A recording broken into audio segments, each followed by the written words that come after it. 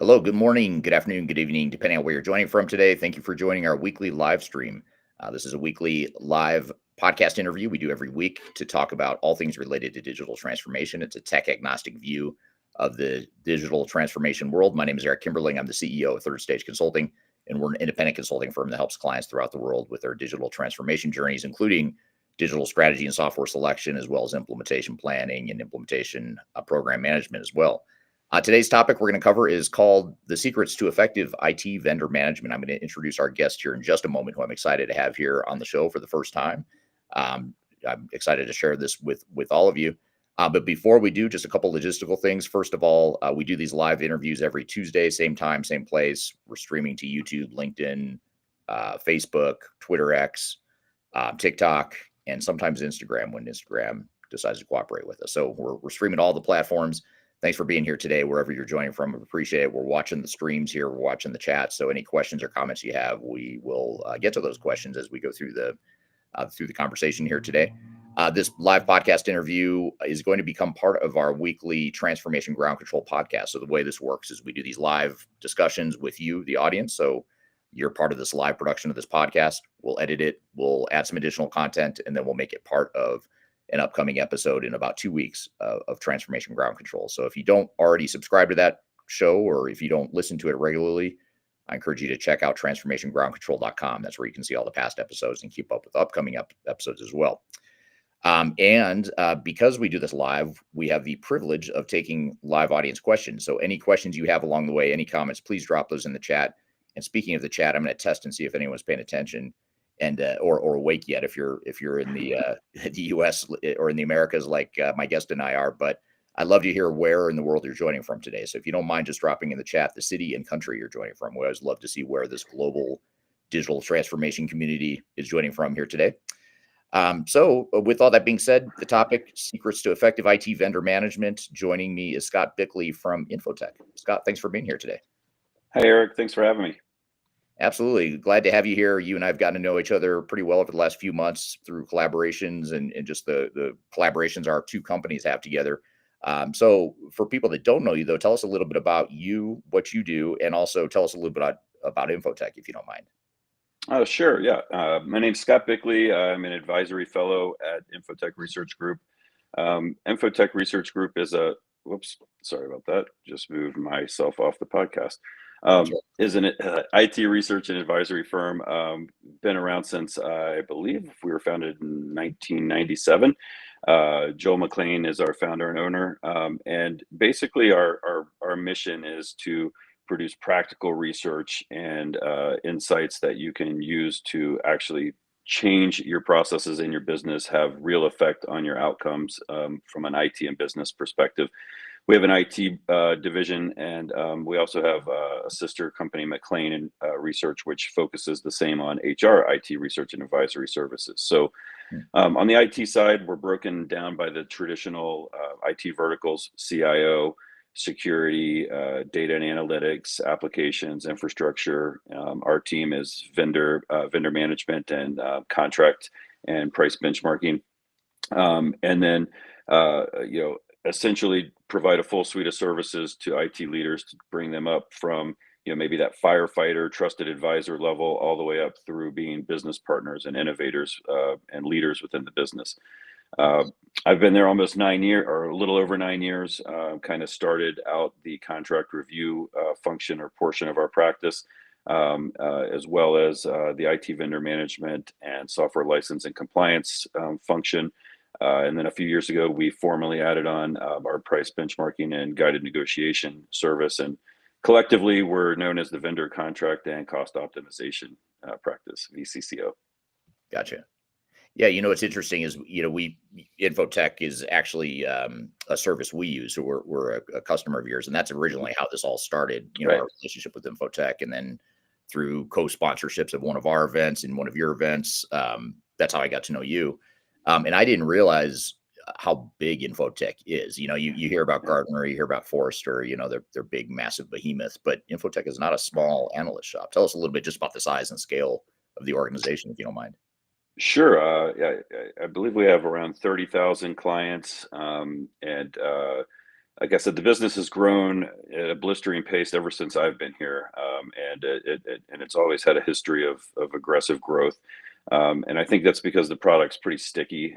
We're pretty passionate people that work here. We like what we do. We like helping our clients find successful outcomes. So yeah, I think last year we ended up at about a $250 million US dollar revenue basis, and continue to seek to grow and take market share from our competitors in a healthy and productive way. Like I said, it's really all about helping our clients to their outcomes. If we do that, they're happy, they renew, and they expand their services, and we help them really in our practice from the business side of their IT and HR journeys.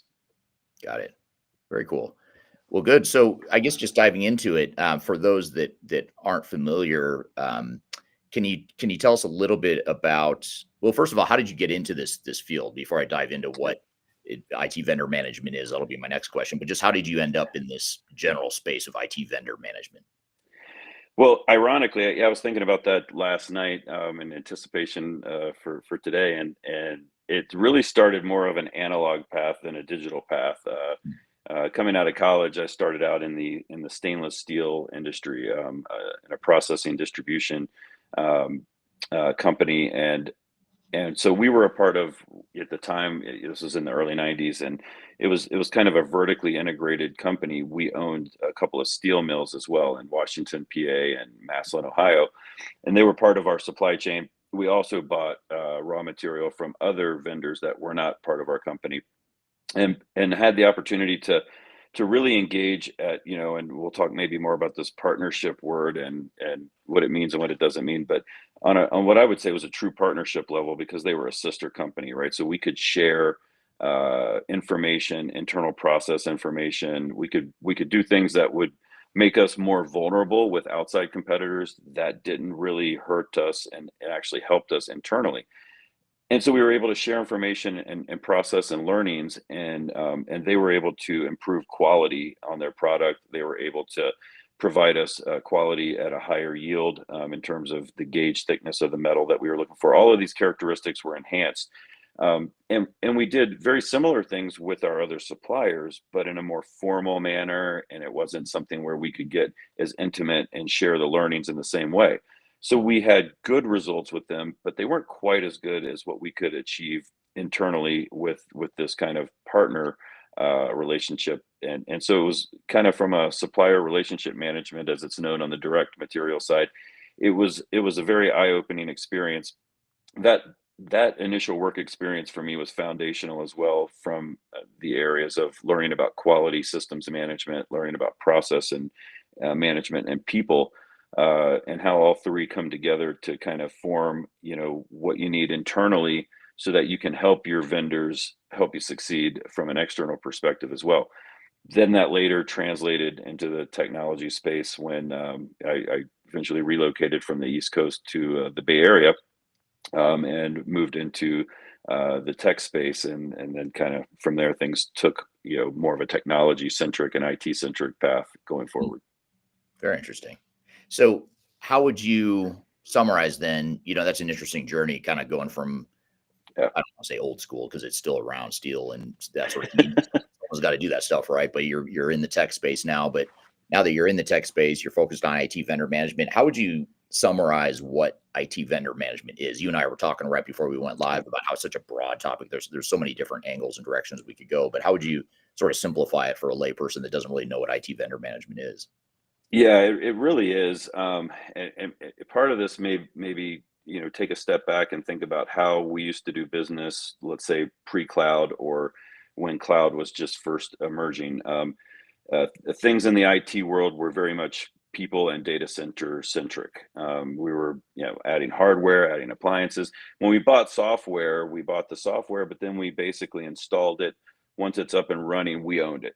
So we had to build these teams, we had to build these technical competencies, and we had to have really strong leadership and management from an internal facing perspective.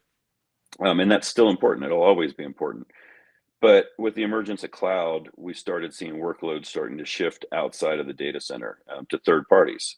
So we were always dependent on third parties to sell us our software, implement our software, consulting, and things of that nature.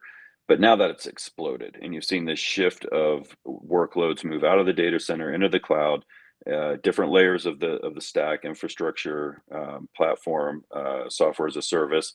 You're talking about now having hosts of managed services, and outsourcing being compartmentalized. And so now you're dealing with just as much third parties and fourth parties in terms of vendors as you are internally managing people and those resources. So how do in IT for a long time just has not really adjusted to that very well. And it's one of these things where, you're thinking, well, we have these pain points, we have these problems with our vendors, we have performance issues, or we have contract issues, or we have things not being done the way we want them done. And we've always focused and gone out and focused on these little areas independently to try to attack the symptom or attack where there's a pain point, but we haven't holistically and systematically looked at, how do I get away from managing this vendor reactively, tactically, to building a strategic program around how do our vendors fit into our whole ecosystem? How should we be looking at them systematically? And so looking at those vendors systematically falls under, there's basically 5 pillars that we look at when we're looking at vendor management. We're looking at the financial management aspect of the vendors. We're looking at contract management, performance management, risk management, and then most importantly, relationship management. Mm. Yeah, and I like how you're focused here on the partnership. I think that's the key word, because I think it's easy to, in my opinion, it's easy to do one of two things. One is to have an adversarial sort of transactional view of vendors, and the other part, or the other issue that we often see, is the sort of the opposite, which is not managing the vendors at all, just letting the vendors do whatever the hell they want. So it's like you got to find some sort of middle ground there where you're managing them, you're in control, it's your company, you've got to manage your vendors just like you manage employees or whatever. But at the same time, you want it to be a partnership. You don't want it to be adversarial. Do you find that companies sometimes have struggle figuring out where on that continuum they should be when they manage the vendors? Absolutely. So yeah, a couple of points with what you said there. It's a pet peeve within our practice when we hear the term partner. And it's kind of a double-edged sword. Partner has become a accepted vernacular in the IT world. We talk about our vendor partners, if you will, but really true partnership is pretty rare. It really requires both parties to be transparent, to share a risk and be vulnerable with each other in a way that it's just anathema to how business is done 99% of the time. So where you really see these partnerships is either you may have one in your organization with a vendor that you really kind of do things that are out of practice for the rest of your vendors that you deal with, or you'll see this with really large companies, Fortune 500 companies that can kind of cordon off a risk pool of investment funds and say, hey, we're going to do this, this project, and it's going to be in a new, novel way. We're going to break the old rules, and we're going to do these things. And if it fails, they can afford for it to fail. They've got deep enough pockets, they're okay. What we tend to do is instead say, let's classify your vendors. And so we've got a 2x2 quadrant, like any good analyst would have, where we kind of look at these vendors based on the value they add to the organization, and kind of the effort that you need to put into getting that value out of the vendors. And in the upper right quadrant is where we would call our strategic vendors. So we'll say, where you would typically just use partner, maybe we'd say, let's say they're strategic. Moving down or to the left, you'd have operational vendors, which are core to your operation. Some of those may be very close to being strategic vendors just because of how critical they are to your organization. Bottom left will be commodity vendors, your run-of-the-mill, lower cost, high transaction, high frequency vendors, and then we'll have tactical in that lower right quadrant. And I look at tactical as they're important, they're critical. They may have some risk components that need more active management. They may have some other aspects that you need to actively manage. Maybe they're going to grow into operational or strategic vendors if some conditions in the business are met, things of that nature. So it's important to classify those vendors. That's going to kind of then tell you where do you need to focus your scarce resources. Yeah, absolutely. Yeah, I want to shift gears real quick Yeah. and before I get to my next question and just say hello to the audience here for and thank them for commenting. We've got some people chiming in where they're joining from. I want to say hello to Dennis joining from India on LinkedIn. Thank you for being here today. We have Christina joining from Athens, Georgia. Thank you for being here. We have someone joining from Vienna, Austria. I don't see the name of the person, but thank you for being here. Jessica Knapp, well, I think you know her, if I remember correctly. Joining from London, UK. I think she's from InfoTech as well. Yep. Dawn from Reno, Nevada. Thank you for being here today, among others. So thank you everyone for joining. And then last but not least, I have to call this person out just because this is my favorite place in the world to visit. This is Emerson joining from Cape Town, South Africa, which is a very beautiful part of the world if you haven't been. So thank you all for being here. I'd love to hear from the audience as we're getting into this here. What, sort of how would you summarize your organization's relationships, or how should we be viewing vendor relationships? I'm just curious to hear sort of if you were to give us a headline, just a one sentence description of how you manage vendors within your organization, or how you view IT vendor management, whether it's tightening down the clamps and managing them, or a true partnership, or somewhere in between. I'd love to hear your thoughts on that here from the audience. While we're waiting for the audience to answer that question, though, Scott, how in the 20 years that in the 20 years you've been doing this whole thing, how have you seen vendor management evolve, and what are some of the big changes you've seen in the field of IT vendor management? Yeah, so some of that I covered when we were talking about that kind of transition to the cloud. That's really been kind of the wholesale impetus for legitimizing IT vendor management. I think is a formalized function, and then it's kind of sat for the last several years. It's like we've been building this research out for literally almost the past decade. We don't see a lot of others building out research in the same form. And we do find a challenge in getting CIOs to not to acknowledge the need for IT vendor management, but to figure out how they're going to go after it and formalize it and fund it and properly staff, right? So a lot of times what you'll see is a bottoms up approach of, okay, this person's going to throw the vendor management hat on in addition to other duties. And that's okay if you want to go out and solve some tactical issues that fall under the vendor management umbrella. You can do that, right? You can say, hey, we have no control over renewals.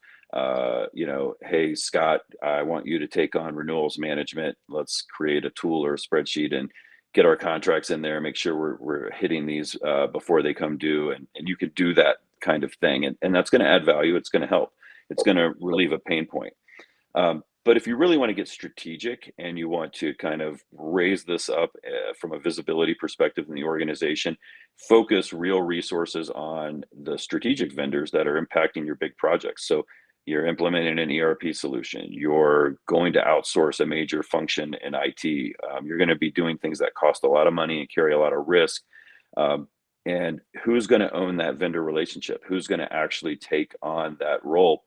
That's where we see the evolution occurring and where it needs to occur. We do see now a huge change, a sea change probably over the last 2 years plus. If you kind of go out to LinkedIn and you start looking at jobs and you see what's the frequency of jobs that have vendor management in their title, and that has started to skyrocket, which is a great sign, right? Things are getting traction, organizations are seeing the need, so now we're starting to see that traction take hold. What falls under duties, those vendor management titles is still very broad and sporadic. We're trying to get organizations to really focus and say, let's formalize this. Let's make sure you've got a point of contact that can be that that center of gravity in your organization, so that you can proactively manage these vendors and projects and towards the business outcomes you're looking for. Not wait till something falls apart and there's a problem, and you're trying to find someone to go chase the vendor down and pull the contract out and do things like that. Yeah. So it's kind of a it's getting there, it's moving in the right direction, but it's one of these things where you've got two components. You've got the risk management component, and then you've got the value add component. It's very difficult to get organizations to invest in risk management unless it's mandated, because there's already so many things mandated from a regulatory and a compliance perspective, that adding more to that budget line item is not appealing. And the reality is the value add, it does take some time to realize. You have to kind of take that, I call it the quality curve. You have to make an investment, and you're going to see, things kind of dip in terms of performance as you build out the function, as you bring in the right people, you start training them up, you engage the business, and then you start seeing the benefit over time. So you have to be willing to kind of build that into your framework and into your approach when you're looking at vendor management, and that way you can build realistic expectations with the business. Yeah.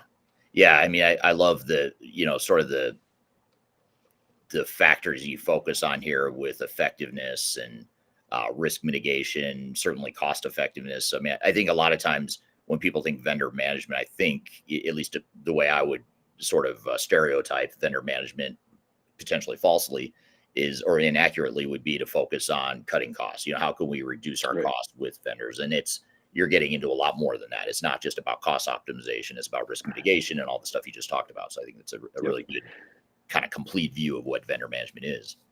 Yeah, you would typically see, one of the other, I'll guess, stereotypes would be, your vendor management is managing vendor performance. And so the way things have worked in a lot of cases is, someone will go out and negotiate an agreement, and quote unquote vendor management will not be at the table through these front end processes of sourcing and procurement and contracting. And then they'll dump a contract over the wall into the laps of vendor management and say, go manage this. And Right. you're looking at this contract that's set up for failure. And so the business is screaming because they're not getting the service they expected. SLAs are not, even maybe not even in existence. You've given the vendor manager no ability to influence the outcome in a positive manner. So what we've really done is kind of built out, I call it the umbrella model, but basically it's this, legacy plan, build, run approach, but through that sourcing, contracting, procurement, front end process, ideally vendor management can own that for the strategic vendors and maybe some of the operational vendors. If they don't own it, they should definitely be plugged into the front end of that, and have dotted lines and matrix relationships with sourcing, with IT, with the business, and be an equal part at that table, because they're going to be the ones looking for these things that you need on the back end, to ensure that the vendor understands what their expectations are. You don't really hopefully have to ever pull the contract out, with a vendor management performance issue. That's usually a bad sign. Things are going badly. But if you do you have the right provisions in that agreement? Do you have a dispute and escalation path? Do you have a proper, governance process built into the agreement?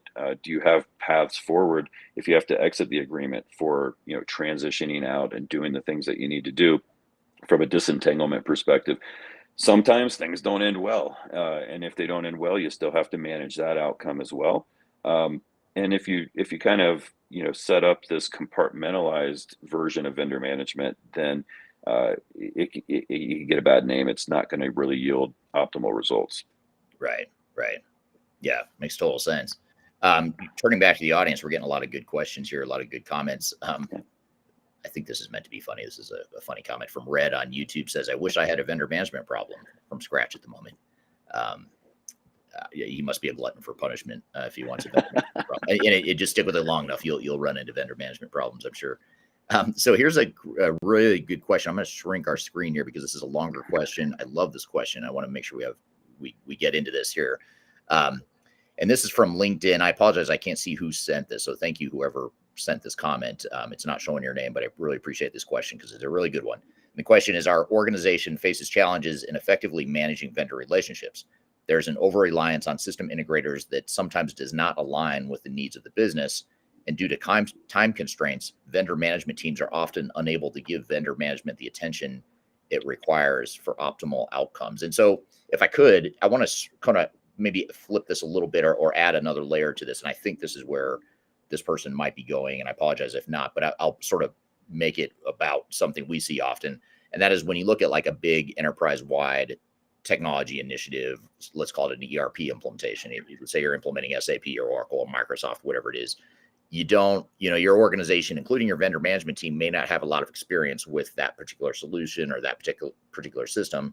And these are such big, massive undertakings. A lot of times we see this dynamic where organizations will say, well, that vendor is the expert. They know the software. We don't really know. So, how are we going to manage that vendor? How do you manage that? I mean, how do you see companies that maybe aren't as sophisticated or mature in their vendor management capabilities? What's the right balance there with, owning the project and managing those vendors versus letting them be the experts and letting them do what they do, you know what I mean? Without complete control over it, how do you find that right balance? Yeah, I mean, this is a brutal one, right? I think part of the issue is, and there's not really a middle ground. You guys talk about this all the time at Third Stage. We talk about it with our clients all the time. It's so easy to become over reliant on your SI partner because they're supposed to be the expert on the solution that's being implemented in the organization. And so the organization oftentimes has a tendency to over rely on them. And that can get you into a lot of trouble from a cost perspective, a deliverables perspective, all over the place. So, what I would be looking to do, you don't have to have a huge vendor management department, but you need people that kind of understand implementation to look at this up front and flag that and say, okay, what are you doing around, do we have a phase 0 process that we're doing before we necessarily select an SI or even the software vendor themselves? Do we have the capabilities to manage this project ourselves? Do we really have organizational change management and program and portfolio management capabilities that can scale to this? What are we going to do with our business subject matter experts that we're going to have to pull to work on this project? These are all of the things internally that you have to set yourself up for just to be able to effectively work with the SI, because otherwise, what happens is you have this deficit of capability, and you start expecting the SI to fill in the gaps that you should be filling in on your own side of the fence. And so, a lot of organizations will say, well, we can't afford that, or well, you have to figure out how you're going to fill that gap. Some of it can be filled with some third-party consulting that's vendor agnostic, like what you guys do at Third Stage and others do. But you still are going to have to look inward, and you're going to have to invest in the organization. And my advice, as painful as it is if you can't afford to do those things, you really can't option that you're trying to implement. And because the reality is once you get 50% into this project, ugly things start to happen when they go wrong, and there's no quick fix. I can't come in here and have a Henry Kissinger moment with your vendors and fix this. It's not going to happen. What's going to happen is executives are going to get stuck in this sunk cost fallacy, and they're going to say, well, we've already spent all this time and all this money on this project. We can't back out now. We have to push forward. We have to push forward. And so you're like in quicksand. You just keep sinking deeper and deeper. That's unfortunately when you're stuck in the muck. You have to make some really hard decisions, and sometimes the decision is you have to stop. You just have to stop. You have to reassess, and you have to kind of take stock of your options, what they're going to cost, and make some tough decisions. You may have to sacrifice investment in other areas of the business to rescue this project and get it to a point of minimum viable, functionality, and go into survival mode until that happens. Things of that nature. But yeah, no quick answer to that one. Yeah, I mean, you hit so many good points there. I mean, I love the fact that you're calling out a couple things. One is if you can't invest in these sorts of critical functions we're talking about, you should probably rethink why are you doing this project? I mean, why open the checkbook and why open the can of worms if you can't manage it and you can't invest the time or money to do it right? So that's a big aha moment for sure. And the scary thing, Eric, and I'm sure you guys see this all the time, is that a lot of it is just this whole front end vetting process gets skipped. And part of it is because we're allowing the SI to guide us down a path, and it's not in their best interest to have us do all of this type of blocking and tackling. And they know that. They want to get in and get a contract signed. They want to start generating revenue. They're banking on um, change controls and changes coming in that are going to add to this project cost. That's baked into their model. So if you don't have eyes on that to level the playing field early, it's easy to fall into that trap. Yeah. We had we have this big client. I won't mention the client by name, but it's a really big multi-billion-dollar global company, and they're implementing SAP S/4HANA, and they're working with one of the big system integrators, one of the big firms we all know, everyone on this call has probably heard of. And the system integrator insisted on a clause in the contract that said that they have ultimate decision-making authority on the project. And they said, if you don't sign the contract with that clause, we're not going to do this project. And the reason I bring this up is a couple of reasons, because I think, I can see you flinching as I say this, as much as I flinched when I heard it too, or I squirmed in my seat when I heard this. And I said, really? And you guys agreed to this? And the executives sort of fell into that sunk cost thing. They were already kind of midstream going through this project. And just like any project, it was turning into a messy project because there were so many tough decisions that had to be made about what are our processes going to look like? What do we want to be when we grow up? All this stuff that's more internal. It has more to do with internal politics and dynamics than it did the vendor. But it was slowing down the project, and the vendor was getting frustrated. In this case, the SI was getting frustrated. So for the next phase, they said, we have ultimate decision-making authority, and you're just gonna basically sit in the back seat and let us drive this. What are your thoughts on that? Because I have a pretty strong opinion, but I mean, how do you, as a vendor management guy, what's your knee-jerk reaction to that? Well, the old cliche is you can outsource the work, but you can't outsource the accountability. I mean, Good line. signing that over is like, just egregiously irresponsible. I mean, it's one of these things. Now, I say that. Here's the other side of the coin, and I'm a realist, right? So I think it's important to talk about kind of the unspoken things that I don't hear about on these podcasts, and I don't hear people really talking about. There are human beings under very high pressure situations making these decisions. Yeah. There are executives with agendas. And quite frankly, you go up the stack in a multi-billion-dollar a year company, and you're in, any form or fashion of the C-suite or the VP layer. You're making a significant income, and you're going to make decisions that are almost as much in your self-interest sometimes as you are the company's interest. And even if it's in the company's interest not to sign something like that and to push back and to stop the press and do all this stuff, if you have a CEO that's saying no, it's full steam ahead, I hate to tell you, you're going to do what the CEO says. That's life in the fast lane, and that's reality. So I can look here and I can criticize and I can poke holes in that all day. And if you were on a phone call with me as an analyst, I'm going to tell you, don't ever sign that. I can't advise you to ever sign that. Your reality may force you to accept something crazy like that. Yeah. So I acknowledge that, but I think it's, another myth is, I think sometimes, you see this all the time in the software licensing space when it comes to compliance. You think that these large corporations just have it all together because they're so big and so profitable, and they're seemingly so mature in certain areas. A lot of times you peel back the onion a couple layers, and they're just as in need of help as small mid-sized enterprises.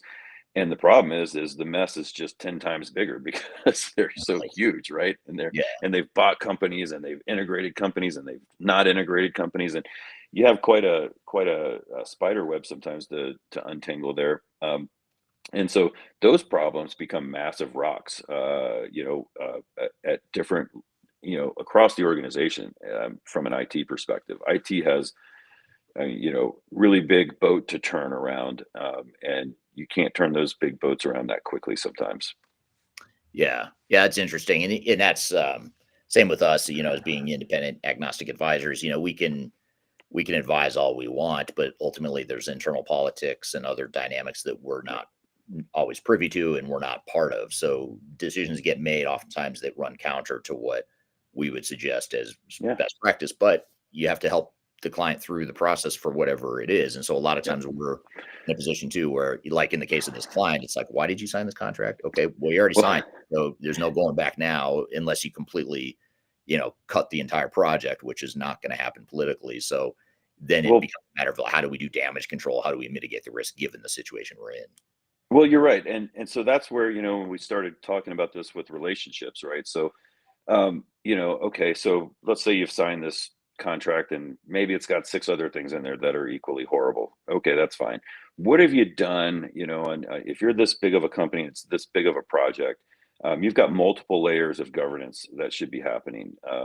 From the tactical day to day, account team, engagement team. You probably have onshore and offshore resources. So you probably have engagement leads from both of those perspectives. You should be then having kind of more middle management governance and status.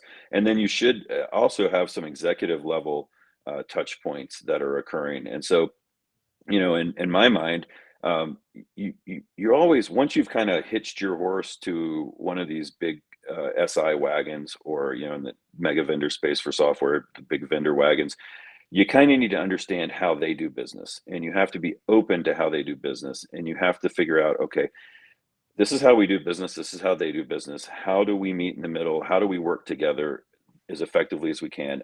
We may have to change some things on our side to flex to the way they do things, in order to be successful here. And we are already in $10 million, and 8 months into this project, the decision's been made, we're going to continue forward. All right, fine. Let's start forging and doubling down on these relationships, and let me get to know your company better. Let me get to know you better. Let's figure it out. How can I help you help us? Basically, and this is all, you take it all the way back, to the beginning of these things. It's kind of like, how do you set yourself up for any negotiation? And everything is a negotiation in these projects. You need to understand your stakeholders and what are their interests, and what are the relationship paths, and you need to kind of, if you haven't done that in the beginning, it's never too late to start doing that. And I'd say double down on that, and really kind of forge some paths of communication that can benefit you from speed of information flow, getting things moving back on track, or adjusting so that you can get them back on track, maybe even building relationships that have them want to help you, and they'll do things that are not necessarily constrained by the contract. Yeah, yeah, absolutely. Here's an interesting follow-up, or kind of a different point of view on that same thread that we're just talking about. You mentioned the word mega vendors, big vendors, and that's sort of what we're talking about right now. But this is from Juan on LinkedIn. Juan says, sometimes I found that the big vendors do not always fit your needs. Frequently, the small businesses can give better, faster, and cheaper service versus big regional brands. Is it true we need to keep an eye to guarantee quality service? Or it's true we need to keep an eye to guarantee quality service? Which is your experience? So in other words, do you have a preference, or do you see your customers or clients struggling more with one bucket or the other? Or are there just trade-offs? You trade in one risk for another? Or how would you sort of compare and contrast managing a big vendor versus Yeah. a small vendor? I mean, I think if we're sticking with like the, kind of the SI theme, it's easy to default into one of the big four, or, the big eight, whatever they are these days, if you factor in some of the larger Indian based firms. It's easy to go with those because they have name recognition. Executives recognize them. The board recognizes them. Oh, Accenture. Oh, Deloitte. Oh, Capgemini. It's known. But I think, and in some projects, the scale is large enough where you're going to need a scalable partner to some degree as well.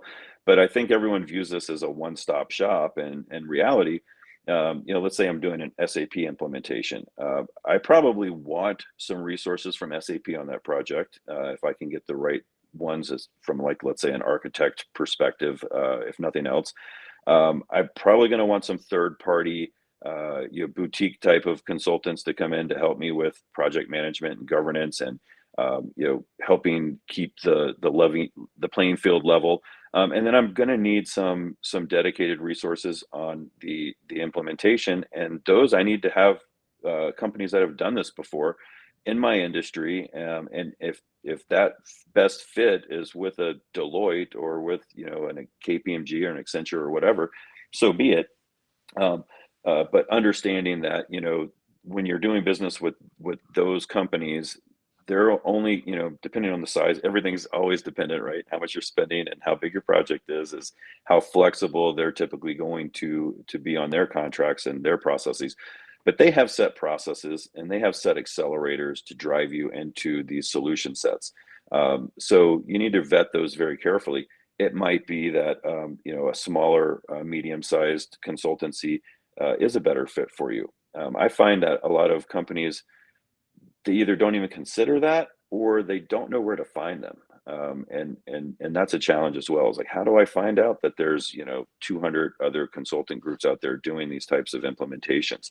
And that's where I think layering in multiple resources, like what you guys do would probably bring to light names people haven't heard of before. Why don't you add these in? Consider these in your vendor sourcing process. Yeah, and I think one other thing you're bringing up here that we're touching on or sort of diving into here is that when you view these big transformation projects, you really have to think of them not as software implementation projects, but transformation programs. Yep. So you think of technical implementation project, transformation program. Those are two different things, and implementation project is one thread of an overall transformation program. And so you might have, let's just say you have Deloitte and you have Deloitte coming in to implement SAP, the S/4HANA. So that's one thread of the overall transformation. And yes, they're going to provide their project manager for that one thread.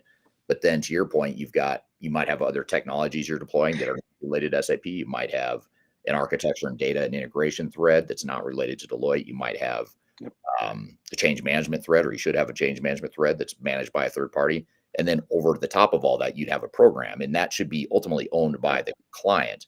And a lot of times what SIs do, because especially the big ones, because they want as much share as they can get of your project, they're going to say, don't worry about that program management function. We've got a project manager that we're going to give to you. And that person is ultimately responsible for this entire project.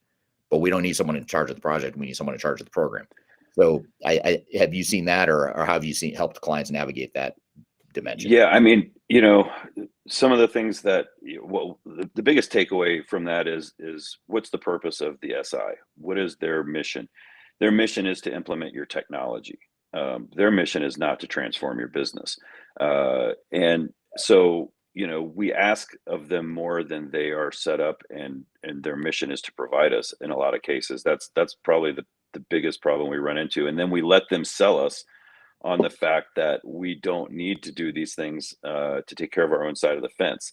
And the reality, and you always have to separate your account team from the team that's going to be boots on the ground. And that's why I think it's really important when you're vetting vendors. I mean, we want to look at all manner of risks, but I want to understand and I want to see that you've done this before for people in my industry, and I want to talk to them. And if I can talk to them, what I generally find out is they're going to they're going to be honest with me about the pain points they experience, things that they should have done on their project that they didn't do. They're going to kind of highlight things for me. A lot of people will say, well, these references, they're only going to just tout the line of the vendor. I don't find that to necessarily be the case. And then you have to realize though that your side of the house, right? I mean, the business, IT is a part of these projects, but the business is a bigger part on these transformation projects. And a lot of times the business is leading the charge. And IT, the CIO may be leading it in some cases not, or in a collective, leadership, team, they're leading this. But you've got so many moving parts. This is one part amongst many. And it's a critical part. It's got to be integrated into everything that you do. But if you're not managing this as a day-to-day project, and I mean, these things require, statuses daily, weekly, monthly. You need to have outcome-based status meetings. When you're meeting with your vendors. I mean, from a vendor management perspective, what are we doing here to, scorecard our vendors and have them score us? What are we doing to have business alignment meetings, and really talk about what's going well and what's not, and building those up and escalating them to the executive level so that those conversations are happening in real time, especially on projects like this. it's not just like we're signing a contract and then we're just going to take it from you for whatever you shove down our throats. We want to have say in this, and we want to build into that contract the mechanisms for this bi-directional feedback, for this governance, for escalation if there's a dispute that doesn't get resolved, timelines and SLAs associated with all of that. Yeah, absolutely. Here's a question from Emerson. If the rules of, or a comment from Emerson, if the rules of engagement is not laid out from the inside out, then expect a project contention with reputational risks and disputes. Yeah, and then absolutely. Gassan on LinkedIn says, I find having two project managers on a project, one from the SI and one internally, can reduce derailing of the project. And I think that's a key point, because again, it's easy to think, well, we're not the experts. The vendor is the expert, so let them manage the project. But you've got to have some accountability and ownership. And if you don't have that knowledge of, let's just say S4HANA, you're implementing S4HANA or any other technology, your internal IT program management team doesn't have that expertise, let's just say. That's where third parties like our company, and I'll be self-serving here for a moment, a company like Third Stage, that's what we do. We help people that are project managers, but they're not experts in ERP or digital transformation. We help them manage those projects effectively. So it's not just checking a bunch of boxes saying, yes, the vendor did A, B, and C, but it's, yeah, they did it, but did they do it well? Did they do it the way it needed to be done to fit your business and your needs and that sort of thing? So I think having that internal accountability is really the key of what Ghassan's touching on there. So, I apologize, Scott. I mean, I had a million questions for you. We got through like two of them because the audience had so many questions. We're definitely going to have you back, because I feel like we haven't really we hadn't even really scratched the surface of where I wanted to go here today, which is okay. The audience had a lot of really good questions too. But I guess just to sort of wrap this all up or put a bow on it, what sort of next steps do you advise to a company that's just getting started on a big initiative, or they're just managing big transformation project? What are ways that companies could get started on effective program or effective vendor management? Yeah, absolutely. I mean, it's a great opportunity if they haven't established a function around vendor management to start now, right? And definitely, I'll be a little self-serving here. Avail yourself of a service like InfoTech Research Group or other to get guidance on what this looks like and how you can structure this and how you can start the process. This doesn't have to be a boil the ocean initiative. You could say, hey, we're going to dedicate one full-time resource to this. They're going to be focused on vendor management as it pertains to this transformation project. I promise you that transformation project is going to have multiple vendors involved and plenty of opportunity to practice and hone your skills. These will, some of the blocking and tackling activities may already be done because this project's so high level. You can assume, okay, these vendors are strategic. We know where they sit. Let's jump right into our toolbox and say, how do we manage communication? How do we establish relationships? How do we make sure the contract is being properly constructed and that we have the right guardrails in there? Kind of getting involved and inserted early on into that project, and part of the leadership team will inevitably help avoid massive cost overruns and use your scarce resources in the most efficient manner you can from the start. So I would say that's the key point. Is usually one of the biggest skills of a vendor manager is to be the master facilitator.